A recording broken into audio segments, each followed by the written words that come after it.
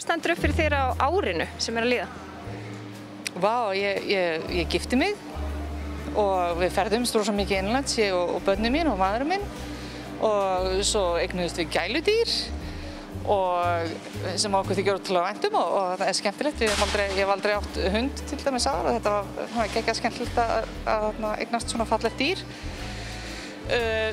Börnunum mínum gengur vel og þeim finnst leiðilegt í skólanum af því að það er COVID en nú höldum við að þetta sé að verða búið, þannig að við erum bara frekar jákvæð. Eru þið búin að skreyta heima? Já, ekki alveg, ekki búin að setja upp jólatrí. En það er landsinn, við setjum upp seríur í gluggann, svona aðeins til að líka upp á smá skraut, svo kemur þetta smá saman. Hvað er svona uppáhaldsminningin þín frá jólum?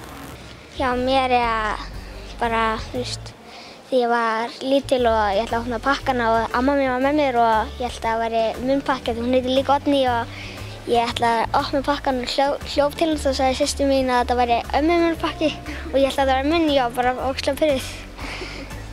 Ég bjó erlendis sem krakki og þegar maður var að fá gjafirnar frá afa og ömmu á Íslandi, það er svona... Hvað er uppáhalds parturinn þinn af jólunum?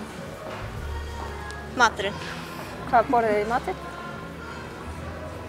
Hreindýrakjöt. Þetta gengur hægt, hægari heldur en hefur gert undanfarin ár, sko.